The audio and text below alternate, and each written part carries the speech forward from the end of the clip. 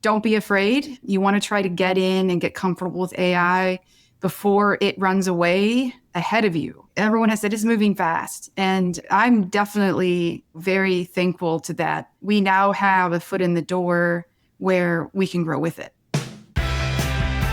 Welcome to Supply Chain Now, the #1 voice of supply chain. Join us as we share critical news, key insights, and real supply chain leadership from across the globe, one conversation at a time.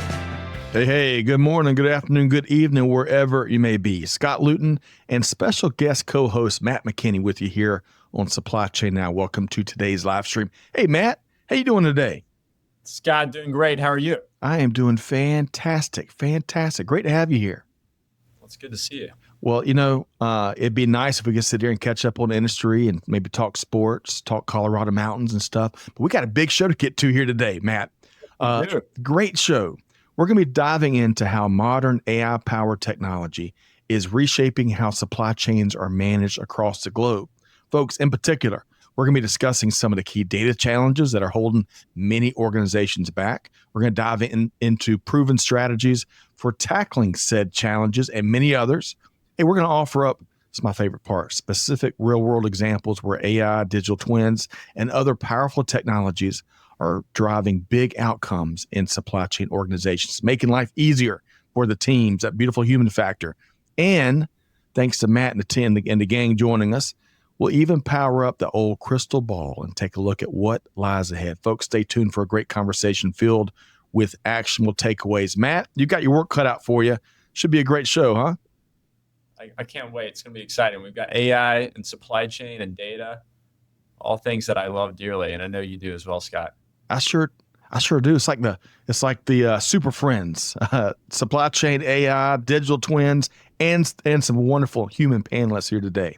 And Matt, in particular, given all of your success in the transportation industry, especially from an innovative supply chain tech perspective, I look forward to gaining your insights as well. All right, so Matt, I mentioned the wonderful panelists joining you and me here today. Are you ready? I'm going to introduce them. You ready to go? I'm ready. Let's do it. All right. So Suzanne Wilsbacher serves as Director, Global Transportation with Cengage. Now, she brings more than 22 years of successful experience in the supply chain and distribution space to the table. And as if that's not great enough, we got Ben Smith, who serves as Vice President of Transportation with Clemens Food Group. Now, he brings another 15 years of supply chain and operations experience to the table, much of that time spent leading organizational business units. Let's bring in Suzanne and Ben. Hey, Suzanne, how you doing? Hello, welcome. Thanks for having us. You bet. Great to have you here today. And Suzanne has promised to maybe give us a little tune with that guitar in the back. We'll see how that goes. But hey, Ben, how you doing? Great, sir. How are you? Wonderful. And let's start with a fun warm-up question. Matt, Suzanne, and Ben, we got a wealth of supply chain expertise here today. We're going to start with a fun note. So, Suzanne, the calendar's changing. It's hard to believe today's the 1st of May. We've had a whole week of 80-plus degree temperatures here in Metro Atlanta, so the weather's changing. We're losing that wonderful spring we had. But summer brings, beyond heat, it brings lots of really cool activities and trips, you name it. I hear that you're very competitive with one summer activity in particular. Tell us more. Sure. So I've been a competitive water skier for a number of years. So this summer, I'm looking forward to just getting back on the ski because last summer I had a freak accident that I fractured my leg on. So I spent most of last summer tied up in non-weight bearing and in this big brace. And so it was a hot, long summer. So I can't wait to get back out there and on that slalom ski again. Hey, all of us, you got the biggest fan group now, and you're going to have to send pictures as you retackle and you get first place in the next race. You have to send pictures to us, Suzanne. Okay, will do. All right, good stuff. Hey, Ben Smith, in the pre-show, one of the things you were talking about looking forward to here really soon is getting back out on the golf course. Tell us more. Thanks, Scott. So my family and I, we recently moved to Pennsylvania from Virginia, going on 9 months ago. And since that time, my clubs have sat in the garage wrapped up in their safe little bubble wrap. And every time I walk past them, they're constantly throwing golf balls after, reminding them that they're in the corner ready for me to pick them up and go give it another try. So that's on the to-do list for the summer. Oh, I love it, Ben. Man, you've got some that equipment's ready to get out there in the course. Hopefully it doesn't cause any harm, but you're going to have to also report back on your score in that first round back after about 9 months. So good stuff, Ben. Now, Matt, we've got really a variety of summer things we're all looking forward to. You and your family are going somewhere cool. Tell us more. We're going to Colorado. Check out the Rocky Mountains. Getting the hiking in, maybe fishing in. I've got 2 little kids, so excited to get them in nature. Outstanding. I love it, man. What a great visual. Really, all 3 of y'all's activities paint, but Colorado is a special place for sure. So if y'all, Matt, Suzanne, and Ben, let's get started. I want to start. We don't get enough context in this ever fast moving world. And I'll tell you, just when you think that velocity in business and the global supply chain couldn't speed up, here comes 2025, where it feels like we're going at ludicrous speed from a movie from the 80s, right? Let's level set on the supply chain data problem. And Suzanne, I'll start with you and Ben here. 2-part question here, Suzanne. What are the biggest data challenges facing supply chain organizations today? And how has these challenges evolved over the past decade? Yeah, sure. In my experience, we do a lot of data-driven exercises to help us make decisions. And we've run across bad data issues. Yep. So when the data is bad, inconsistent, or just poor in its scope of providing enough information, it's really hard to make a great decision or even a well-informed decision on how to navigate the path that we're trying to forge, right, to be successful in this area. So, in addition to the bad data, which I think we'll probably talk more in depth on later, but data segregation is really, really hard from our perspective. Yep. It feels like everyone's getting more cost conscious, right? So as a shipper, we're always under the microscope of trying to save money, and transportation is one of the top items that comes usually up for questions. And so having responsibility in that role, you're almost always under the microscope to try to reduce that.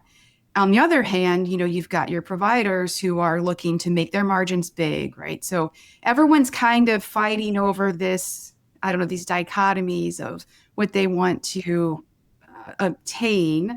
And you talked about velocities, like you need to make a decision really quickly sometimes.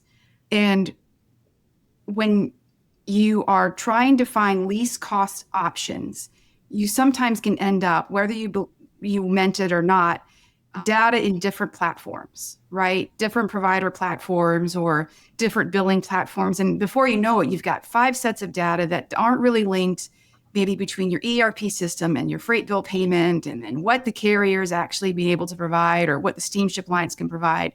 So now I've got all these things together. So data segregation to me is one of the things that is one of the first things we're working to hone in on and like narrow our focus in on and try to get better so that we can actually have a more robust look at everything in one place, as well as being able to make a more informed decision. Outstanding. And Suzanne, we're going to that where you kind of stopped the tail end of your response there, we're going to dive more into you sharing some of the things you are doing to do just that, make better decisions faster, as one of the things you mentioned.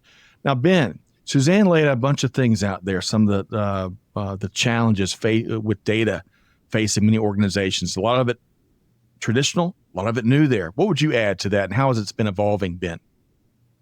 So for us, and I would say for a lot of areas of the business, right, you have to understand kind of where you've been in order to better shape the future of where you want to go. So in some instances, like Suzanne just mentioned, the data is bad.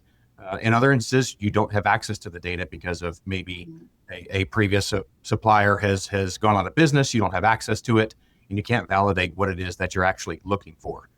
As you try to plan out your future and make sure that your KPIs are where the business needs them to be, getting that baseline to be proper is critical in order to understand where the growth is coming from and what best direction to go forward with.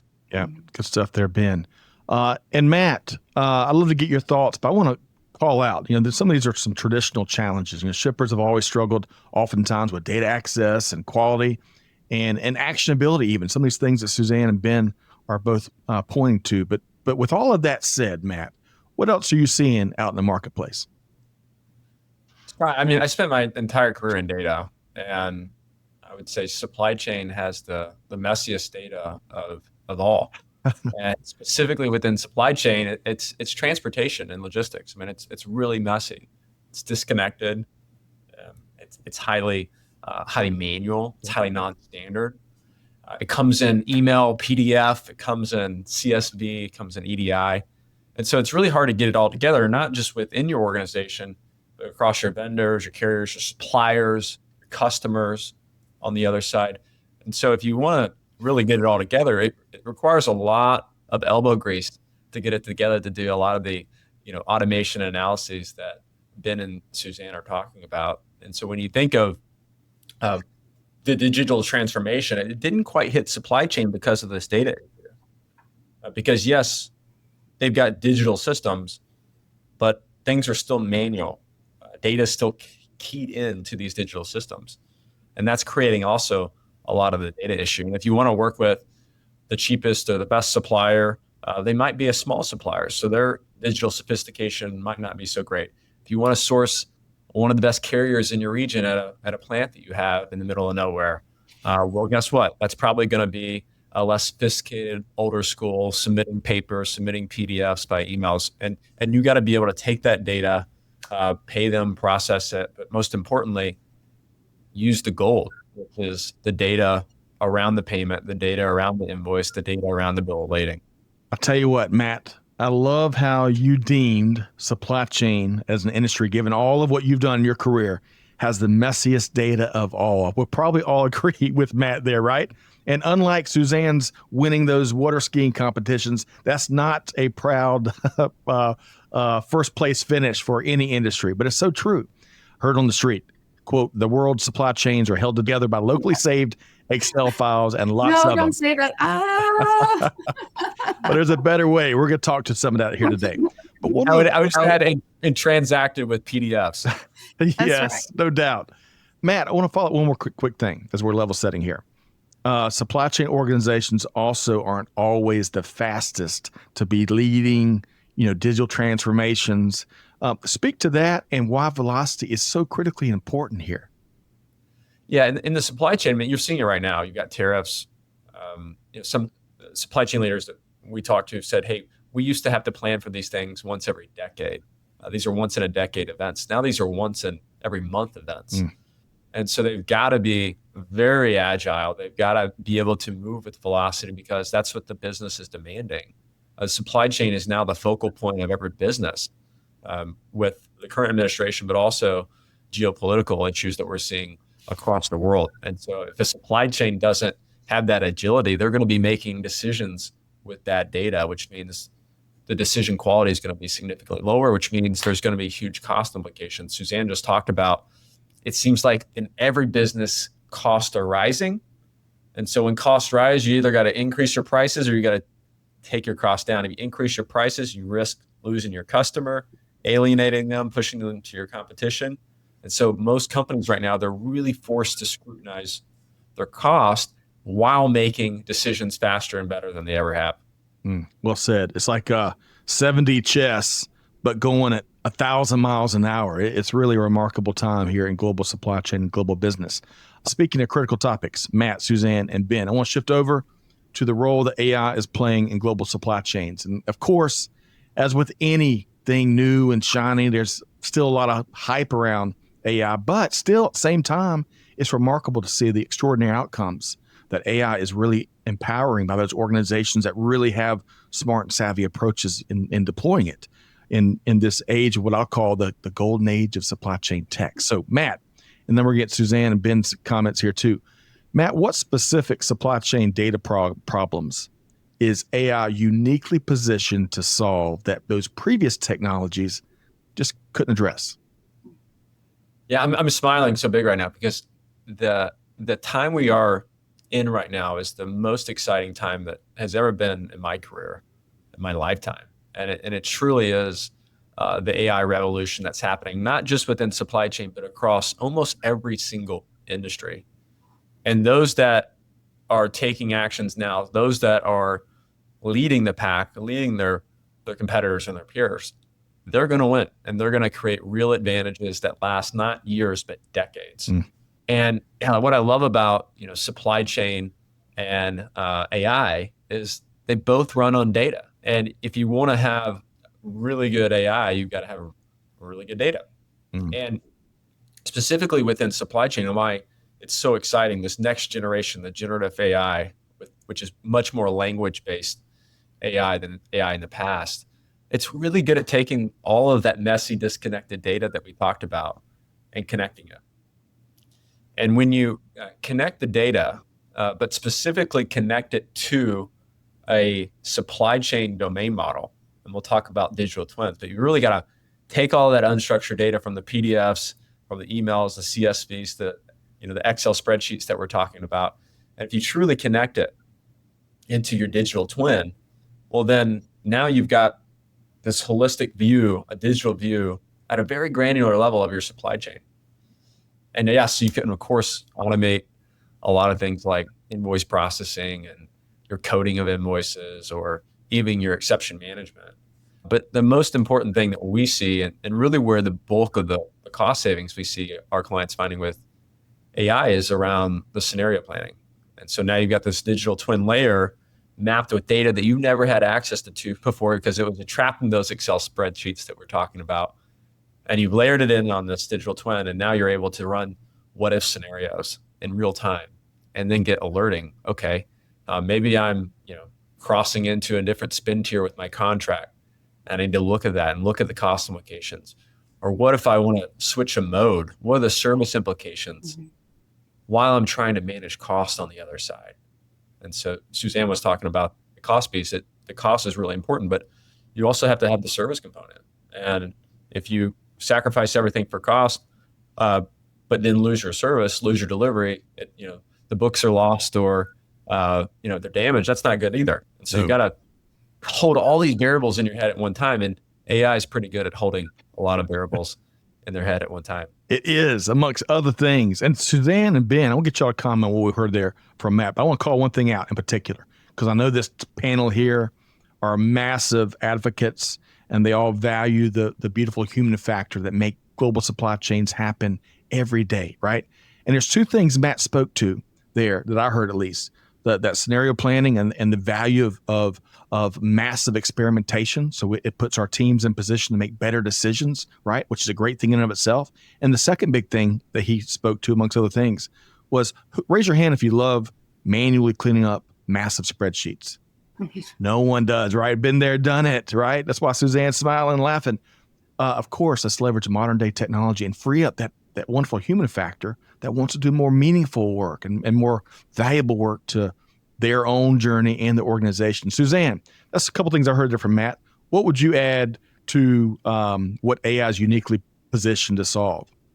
Yeah, I like the point he made that, this is a really exciting time for AI. We are just now starting to peel back the layers of the AI onion and how we can use it. So the one thing that is really exciting, however, is that it's growing quickly, and we are glad that we are now going to be positioned, having our foot in the door with AI, that we can grow with it. And with that means that we are going to be improving ourselves just as quickly as AI can improve itself, so to speak, right? And then the other piece was the quick response on the data insights. Like we talked earlier about velocity. We need to make some quick decisions. And, even if you think you're great with spreadsheets and you SQL, and you've got all these databases that you can work in your ERP system and all of that, none of that is going to be as fast as what AI can give you when you want to do some scenario planning. And it's really that quick slice dice view that, I deal with every day, having to make decisions about a new provider that wants to offer me new pricing. It's like, wait a minute, I don't know if that's any good or not. And then you've got to run all these scenarios by hand. Now, once we kind of start getting ourselves into this AI area where we are more inclined, I guess we have more data to support those types of things. Yeah. That is going to be super helpful, where we can make informed decisions and that, much quicker, higher velocity rate. Well said. Just because you got a bunch of options don't mean you got a bunch of good options, kind of to Suzanne's point there. One of many great points, including she's talked about an AI onion. I wonder if that's related to the famous Vidalia onion. We'll find out later. Ben, what else would you add to what unique AI is really uniquely positioned and how organizations can really take advantage of it? So for me, right, one of the things that AI is able to do is, and it's been mentioned, is the timeliness of AI and how quickly it's able to dissect information and provide what could be solutions, right? And ensuring that the tools that we are leveraging are providing value-added propositions and keeping those decisions data-based. It's not necessarily always about cost. It's not necessarily always about service. Those things are used in conjunction with each other, right, to ensure that we're providing the best value to our customers across the organization in many facets. So just making sure that we're being as proactive as we can and keeping everything data-based will help drive a lot of value to the organizations. Excellent point. And technology is not a option. It's a critical option. We've got to lean on modern day innovative technology for our customers' sake, our team members' sake, our suppliers, our whole ecosystem. Fred, I want to say one more thing Sure. real quick about this little quick topic about the quick responsiveness and data views, things of that. If you just look at the information that comes on your freight invoice, right, or the information you even send to the carrier for a normal shipment, that stuff may not be beneficial to what you really need to have an insight into for your business. So what we've tried to do is we've tried to incorporate sending electronically into these various systems, and including our AI systems, that are business related pieces of information that may be identify a market segment of our customer base, or an item category, or something that allows us to, it's business related, not necessarily transportation related data, but it has relevance.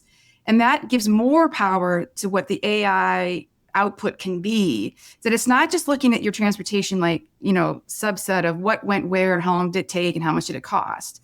Now you're relating that back to, well, what did my business do to, how do I relate that cost back to my business, or the usage of the freight back to more meaningful areas?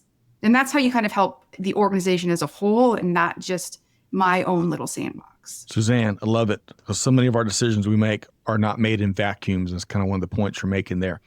And it's a great segue, Suzanne, great segue, because I want to circle back to Matt here. We've talked a lot about the what, right?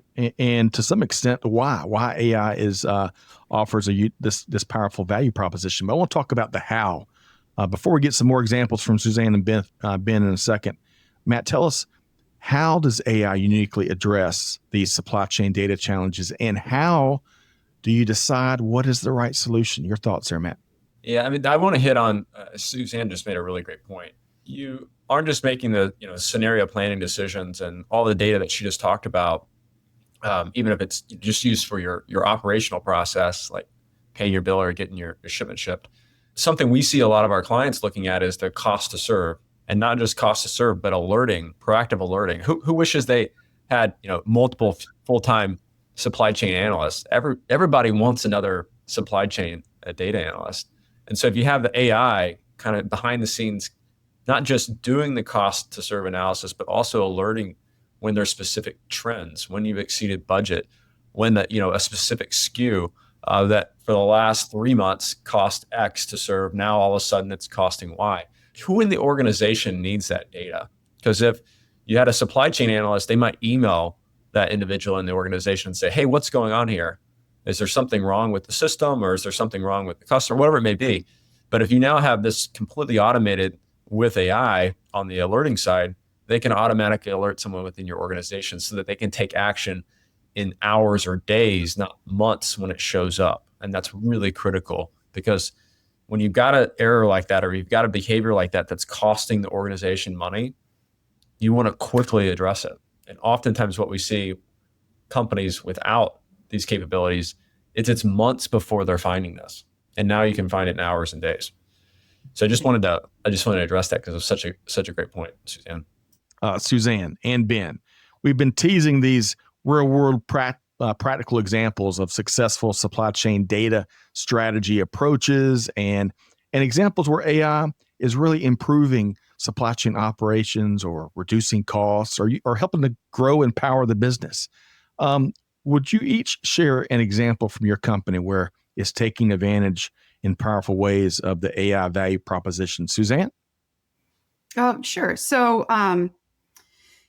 we ran into a situation where we had a provider that was self-reporting, like our minimum commitment that we had negotiated with them in our contract. And it just wasn't sitting right. Like we were falling short of the commitment, and the numbers I had ran, with the data I had at hand, just was showing one picture. They were showing another picture. And I really needed like a better insight into all of that data, into the billing data specifically. So with the help of AI and with Loop, we were able to really like pull that out. And I was able to provide back to my carrier, this is the data. Please look at the reports that you are providing. And it did shine a light on the fact that their reports were incorrect. They were reporting back to me, the wrong values. And it took the programs, like, I don't know, just a few hours in discussion to figure out the number we came up with internally with the help of AI. But it took the carrier months to come around to terms that they were wrong. And so in the end, this, saved us a very, very large penalty that we had built in the contract. And so it was a very, very, very nice cost avoidance, just shy of $1 million. So without that supporting information, like I probably would still be renegotiating somewhere with that provider about this commitment and even the cost that we could have incurred incorrectly. Suzanne, when you mentioned, helped you avoid those penalties, right? And the associated costs also made life easier as you're going through mountains and mountains of billing data. For example, big retailers, they really don't want to issue penalties. They want performance. And so that example you shared also helps protect those service level relationships you have with customers. So I love that. What a great example, Suzanne. Let's get Ben's example, and then Matt, I'm going to come back and get you to comment on both what we hear here. Ben, give us an example where AI is playing a big role in your supply chain organization. So we tend to hold our carriers very high in the performance category and the level of service that we have expectations for the consumers that we're servicing. So in this particular scenario, we've had carriers saying, "Hey, we're doing great, everything's awesome." Maybe getting some feedback from an end destination location type thing to where that didn't quite arrive to the same end result. So we were in the process of developing scorecarding our carrier base. Okay. And we're running into some opportunities with being able to set the baseline, as I mentioned earlier, about the quality of data being put into the system. So that's where Loop's been able to really support us in driving that metric for holding our carriers accountable to the level of service that we expect for our end consumers. Outstanding, Ben. Now, Matt, you're the fearless leader over at Loop. You've got an incredible team. Suzanne and Ben, in their examples, they've mentioned your team. I bet that's just music to your ears. What would you like to comment on those two examples we heard here from Suzanne and Ben? Well, we've got two amazing leaders, so that obviously plays a huge part in the success both at Cengage and Clemens. It really does speak to the value of a system like Loop, and not just Loop, but other AI platforms that you can use today to help find cost savings and drive higher performance and reduce risk. The thing that I love about all this is everybody probably has the capabilities to do what AI can do if they just had more time. Mm. And what do we not have? We don't have time because we're always resource constrained. And so I'll just give you an example. If you're, reviewing invoices or contracts, you're only looking for the bigger stuff. Even, legacy freight out and pay providers, they're only looking for the bigger stuff because they don't have AI that's allowing them to really get into the weeds of the contracts and the invoices and looking at the very minor detail. But AI's got infinite time, and AI can get into the weeds and into the details and find the things that other people would never find. And that is truly the power that we see, is it's just creating more time. Yeah. And with more time, you're finding better ways to optimize your network. You're finding better ways to reduce your cost. And most importantly, you're finding better ways to improve the service for your customers. And that is indeed music to all of our ears. And I love, who would have said you can't get more time? AI is over here saying, hey, I can give you more time. I love that, Matt, because we all do. We all need more time, especially those hardworking folks, incredible people in supply chain organizations everywhere that make it happen every single day. Let's get some more advice, Suzanne. I want to shift back over to you here again. For those companies out there that are just starting their journey with AI when it comes to supply chain data management, what would be a piece of advice you'd offer them?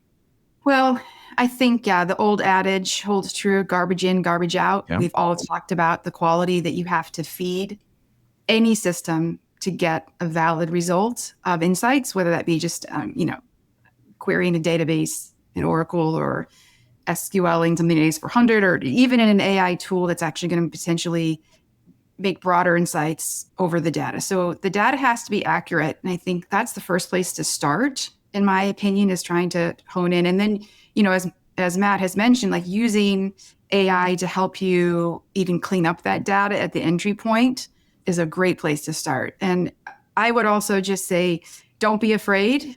You want to try to get in and get comfortable with AI before it runs away ahead of you. Everyone has said it's moving fast. And, I'm definitely, very thankful to that. We now have a foot in the door where we can grow with it. So those are I think, garbage in, garbage out, definitely make sure that is good. That would be the key point for beginners. Yeah. So true.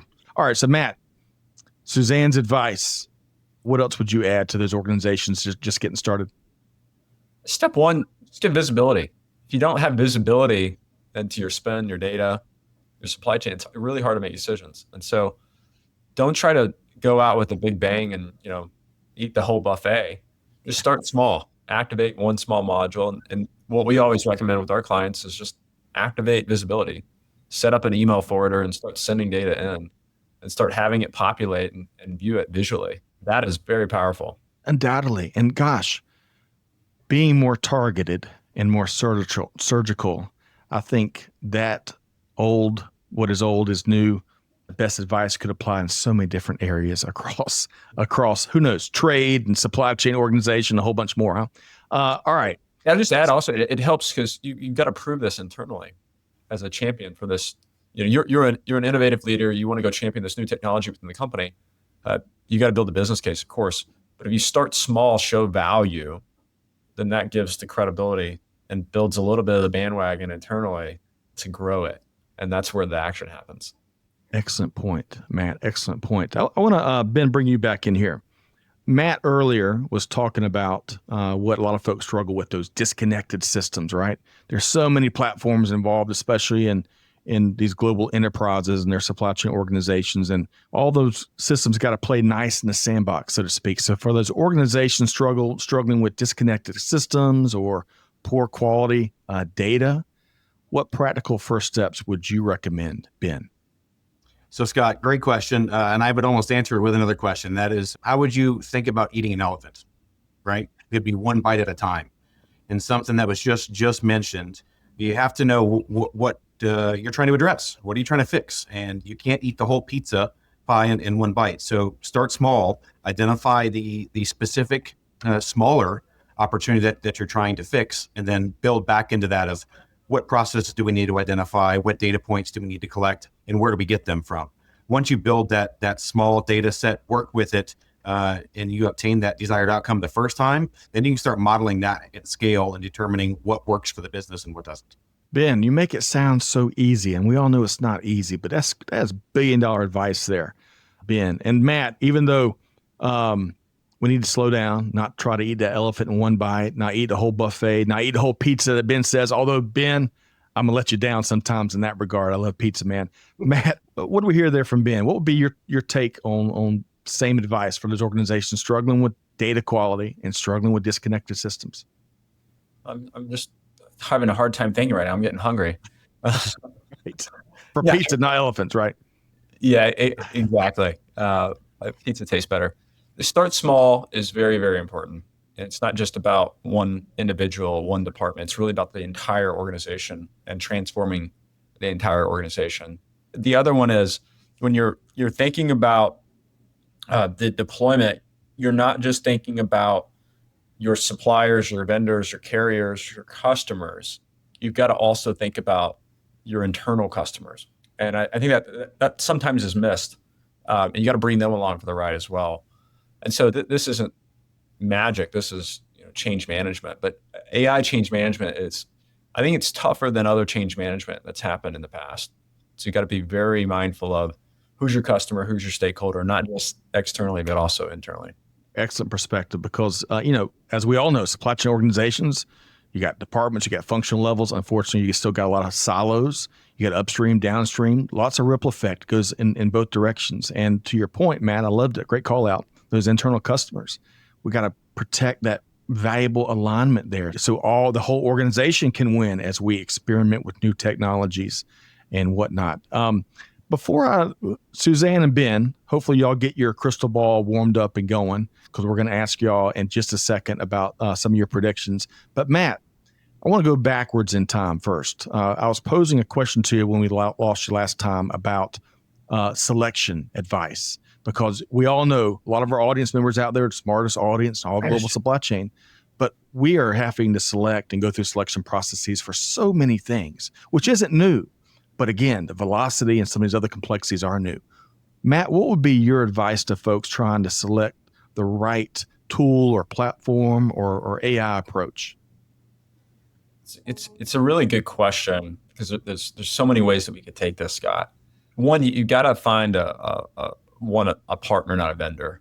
Ultimately, this is a long transformation. This isn't a point solution. You're coming in, you're fixing something.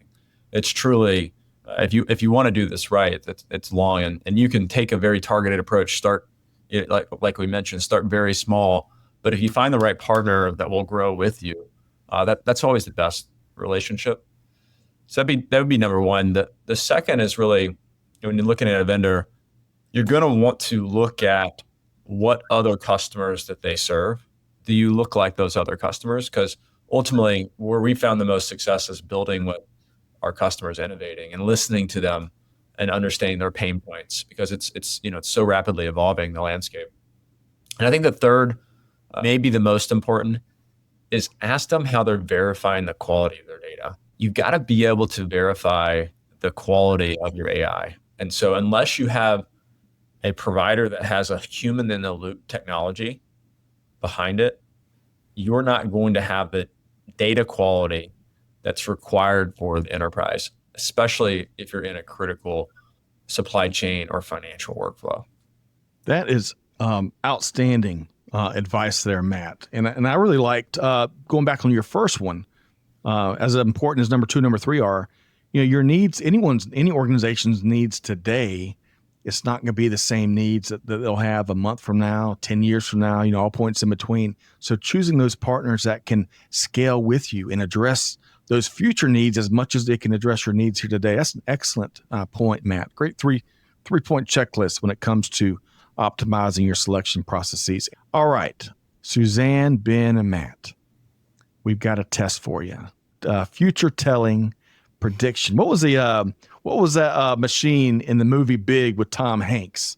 I want to say Zorro, but what's that, Suzanne? Zoltar was his name? Yes, I think you're right. Zoltar.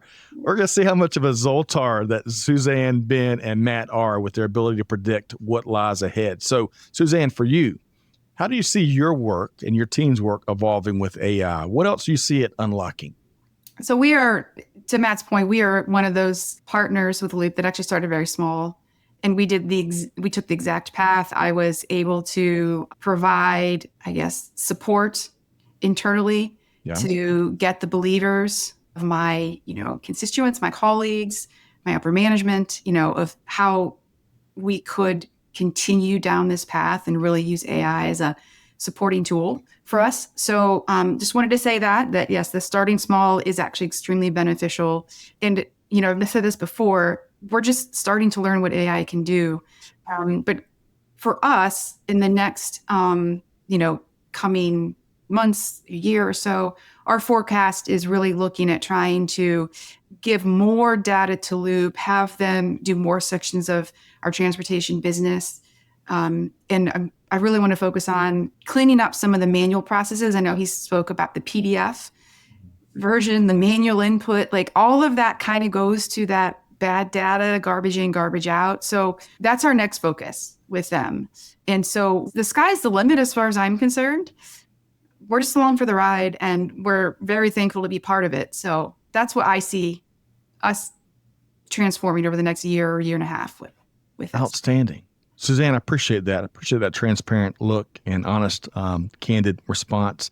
We are all learning, and we're learning in a very fast, innovative, progressing environment where it seems like technological marvels are being unlocked every day. It goes back to why we need a great external partner oftentimes, so we can focus on the business and not try to become solution experts, right? So Ben, Zoltar, I want to ask you, where do you see the future of supply chain data management and AI heading in the next 3 to 5 years, Ben? I'd say it's a bit of a catch-up game. And by that, I mean, as AI has progressed, right, it's learning and adapting quicker than we can in most organizations. So it's about understanding how quickly we can keep up. And I say we in the change management. It was mentioned earlier about our colleagues and peers and senior leadership, right? Getting everybody on that same page and make sure we're rowing the boat in all the same direction. It's providing the value to the business and showing them that AI does give us time back. It does provide data insights that we haven't been able to get other than painstakingly manually in years past, so that we're not focusing on key lagging indicators. We're actually being predictive, we're being proactive, and we're setting ourselves and the companies up for success in a much quicker pace than just being reactive. Oh, Ben, I love that. What a great 37-second response there, Ben. And Matt, there's a lot of panacea in Ben's response. Being more proactive, getting rid of some of the pain. Let's give the pain to technology, getting some of that time back that you referenced earlier, since AI is magical and being able to create that. But Matt, what will be your bold prediction in terms of where supply chain data management and AI is heading in the next 3 to 5 years? It's so hard to comprehend where it's going to be. In my opinion, the reason being the human brain really only thinks linearly. It can only really see in linear packets of growth.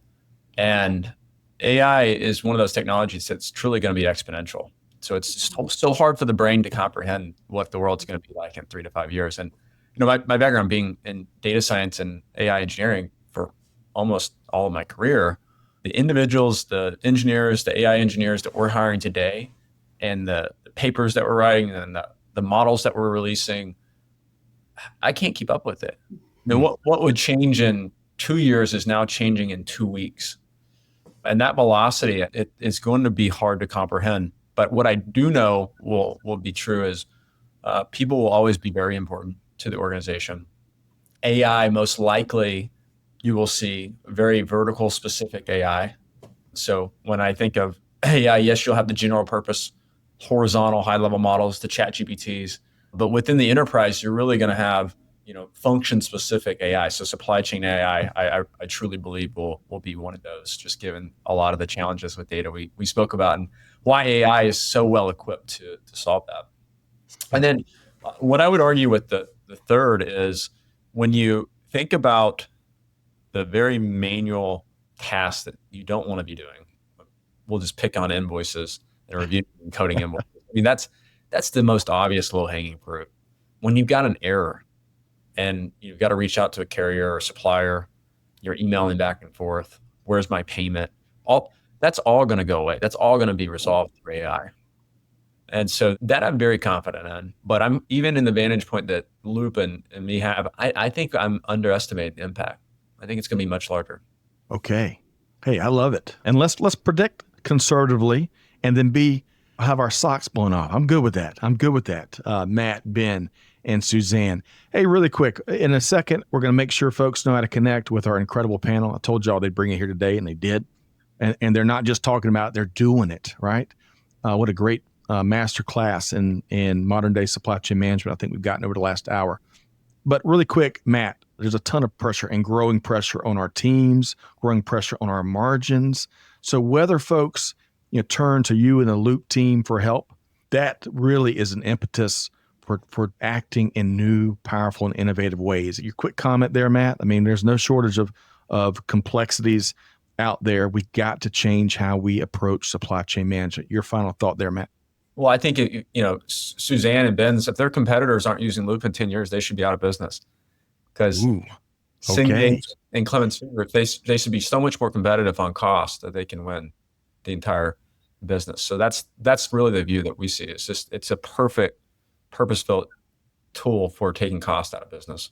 I like it, Matt. I like it. Quite the gauntlet you're throwing down there. I love it. We've covered a lot of progress and a lot of topics over the last hour. I want to make sure folks know how to connect with our great panel here today. I want to start with you, Suzanne Wilsbacher with Cengage. I look forward to getting some pictures on you getting back on the water skiing competitive circuit. But how can folks connect with you if they want to learn more about anything you shared here today? Yeah, so you can look me up on LinkedIn and shoot me a note there. I think that's probably the best way. Okay, and they can catch you up if they can catch you on lakes up in our country's beautiful lakes this summer. Sure. That's right. There we go. Good stuff, Suzanne. Thanks so much for carving some time out to be with us here today and sharing your perspective. Ben Smith with Clemens Food Group. I wish you much luck as you get back out there on the golf course this summer, but really appreciate what you shared here today. How can folks connect with you? I too would be the LinkedIn is probably the best methodology to find me. Just know that I might be dodging golf balls while trying to answer any type of communications, but LinkedIn by far is the best. Love it. Okay. Good stuff, Ben. And yes, don't get hit with any golf balls. That is dangerous, dangerous stuff. And we need you in our modern day global supply chain industry. And the good news, folks, is we're going to pass along Matt and Ben and Suzanne. Hopefully we can help power some of these post live stream conversations so you can keep talking this incredible profession that we all play different roles in, which is global supply chain management. I'll tell you what, it's an extraordinary time to be in supply chain. All right, Matt McKinney with Loop. Matt, I'll tell you, you can see, Suzanne and Ben, you can see how excited Matt is just by, he's beaming with happiness as we've been talking the last hour. You're in the right spot, Matt, changing how supply chain takes place, supply chain management, how it's managed each and every day. How can folks connect with you and the Loop team, Matt? Loop.com/connect is the best way. And you can also catch us on LinkedIn and other social channels. And I just want to thank Suzanne and Ben for really being great partners to Loop, and not just today. You guys shared a lot of really great insights, and I got a couple of notes that I wrote down from today's conversation. It was so exciting, and I'm really always loving talking to domain experts like you guys. Really appreciate the partnership and can't wait for the next journey ahead as well.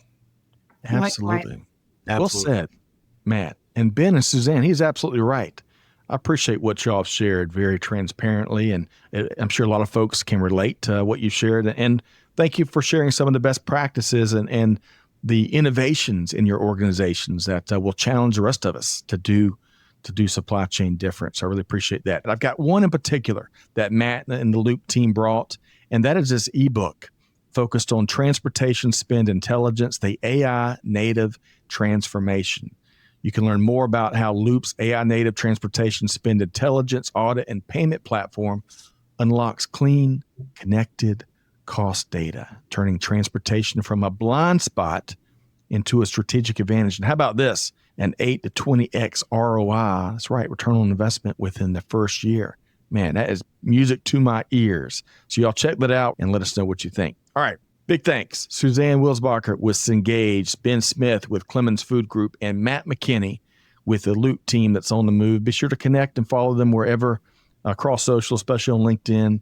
Big thanks to Amanda and Tricia and Robin behind the scenes helping to make production happen. And most importantly, thanks to our ever-savvy global audience. Thank you so much for being here. Folks, hopefully you've enjoyed this conversation as much as I have. Suzanne, Ben, and Matt brought it. But you got homework. The onus is on you to take one thing, just take one thing from the brilliance that this panel shared here today, this conversation. Put it into practice. Share it with the team. It's all about deeds, not words. That's how we're going to change things for the better, especially for the beautiful human element in our global supply chain ecosystem. With all that said, Scott Luton here on behalf of the Supply Chain Now organization, challenge you, do good, give forward, be the change that's needed. We'll see you next time right back here on Supply Chain Now. Thanks, everybody. Join the Supply Chain Now community for more supply chain perspectives, news, and innovation. Check out supplychainnow.com, subscribe to Supply Chain Now on YouTube, and follow and listen to Supply Chain Now wherever you get your podcasts.